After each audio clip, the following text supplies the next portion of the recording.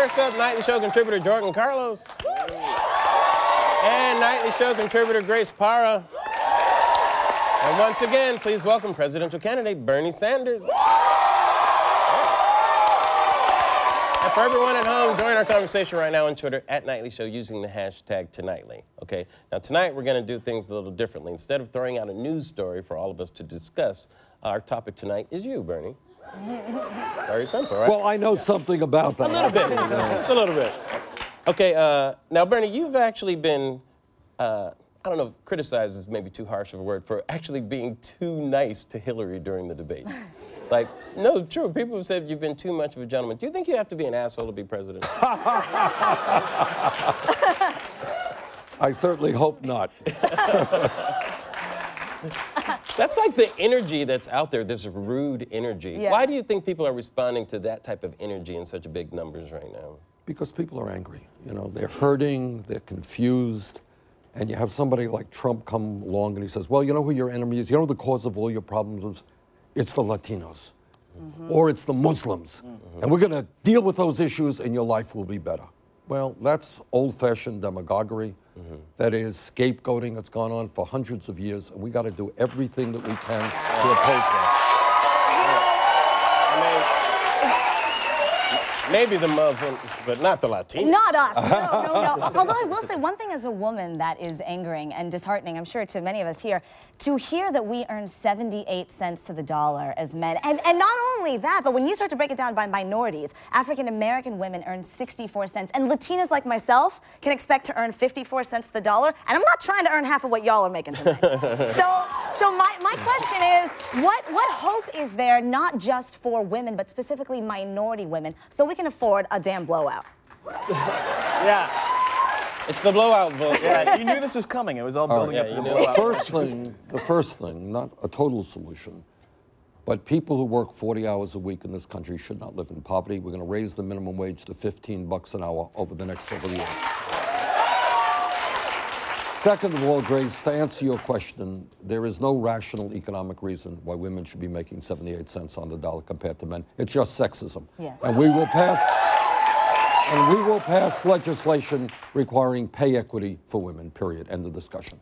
I love that answer. And you know what that does, Larry? That's a big deal, because if you raise the minimum wage and you have pay equity for women, there are millions of single moms who will benefit very significantly, will be able to raise their kids with dignity and with security in a way they can't do it today. It's a big deal. Thank you for saying that. That's awesome. Well, I guess a lot of people are wondering, like, who your potential running would be. Would it be? You're looking for a job, isn't it? If you're, please get down on one knee. No.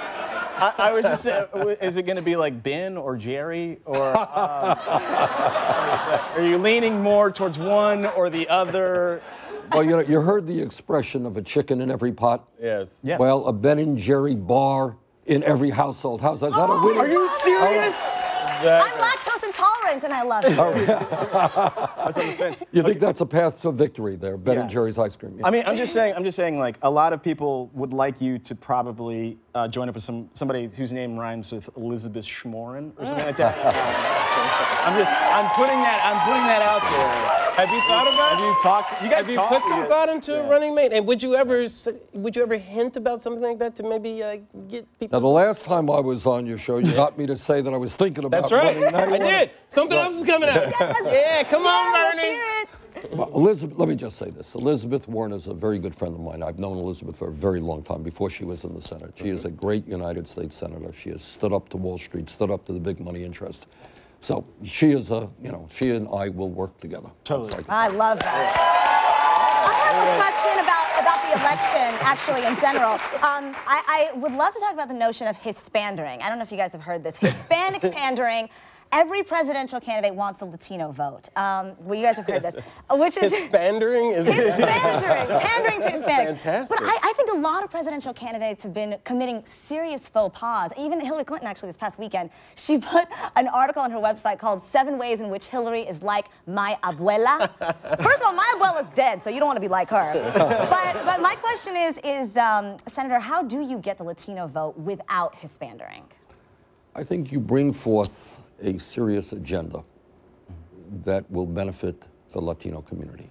And I think it's two things. Number one, economics. As you well know, a lot of Latinos are struggling economically. So when we talk about raising the minimum wage, you talk about pay equity for women, we talk about making public colleges and universities tuition free. When we talk about a trade policy which creates jobs in this country, not low-income countries around the world. When you talk about all of those things, dealing with youth unemployment, which is a very big issue within the Latino community, that's one thing. And the second thing is obviously immigration reform. We have 11 million undocumented people in this country, and I've talked to, Grace, I've talked to a lot of young people, tears running down their cheeks, worried that their parents might be deported. So we need to move toward a comprehensive immigration reform policy which moves people toward a path towards citizenship. And to the degree, and I'll tell you what else we have to do. So you don't think building a wall is the way to do it? No, I don't.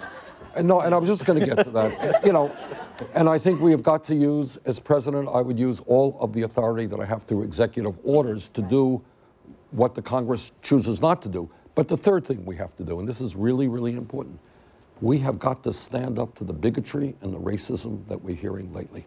To suggest, you know, to suggest, as Trump has suggested, that the Mexican government is sending people in this country who are rapists and criminals and drug dealers, this is disgusting. It is absolutely disgusting. And then to start scapegoating Muslims as well. What we have got to do is bring people together to create the country we're going to have, not divide us up. Okay, I have a two-part question here. Ben Carson came out and said he stabbed someone. Have you ever stabbed him? Not lately, no. Okay, haven't stabbed him. I probably should have gotten that out of the way. Yeah. My bad. You start things. Yeah, I apologize for Come that. on, Larry. I should have started. But Late in the game. late in the game. What would you do, President Sanders, in your first 100 days in office? What's on your agenda in your first 100 days? What's the most important thing? What's on my agenda is to put forth legislation which has the wealthiest people and the largest corporations in this country starting to pay their fair share of taxes. So that we can create millions of decent paying jobs rebuilding our crumbling infrastructure.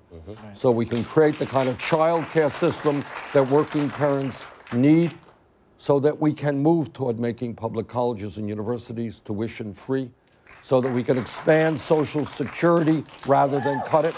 A lot of elderly people can't make it. In other words, we have to transform this country and understand there has been a massive transfer of wealth in the last 30 years from working families to the top 1/10%. We've got to transfer that money back to working families. But I would just say, in those 100 days, yeah, right on, man. But in those 100 days, you're a man of Vermont, you know, by way of Brooklyn. But I was just going to say, like, how much of Vermont are you going to bring to the White House? Like, are we going to all have to drive Subarus or like Subaru Foresters? You know what I'm saying? Well, not that, but you will have to eat a lot of maple syrup. Oh, I love it. You're going to have to join sounds co-ops, great. things like that. All right, just checking. Bernie, we had a lot of young people in our audience tonight, and a lot of college people. And you are really resonating with the youth movement out there. There's a movement that's happening. It's more than just feel the burn. You're connecting with something that's going on out there. Why do you think that is? Well, I've been thinking about that, Larry. I honestly, you know, I don't really know, but I'll guess two reasons. No, I really don't. No. I mean, it's you and Beyonce, basically. This is. Hey, you and Bay, that's not bad, It right? could be worse. Running mate, potential running mate.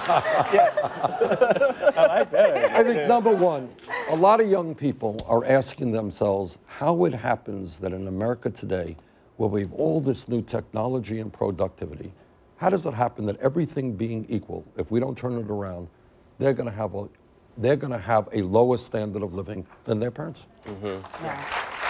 Why are they leaving school? Why are they leaving college deeply in debt? Why can't they find jobs commensurate with their education? So I think that is one of the reasons, a simple economic reason. They don't understand why the middle class is shrinking and they're being hit especially hard. Second answer, I think, is young people, by definition, are idealistic. Yes. They want us to lead the world. Yeah. They want us to lead the world in combating climate change. All right? Yeah. And I've been really deeply moved by this. They are disgusted by racism, and they want to end institutional racism in this country. And I think, those are some of the issues that we've been talking about. Yeah, I honestly feel that a lot of young people, they don't buy all the bullshit and the games that goes into the, I'll call it the sub-language that is under a lot of that bullshit. Yeah. Especially in all the political speak, But this is a man that has the courage of his convictions. If you want convictions, if you want courage, feel the burn, everybody. We'll be right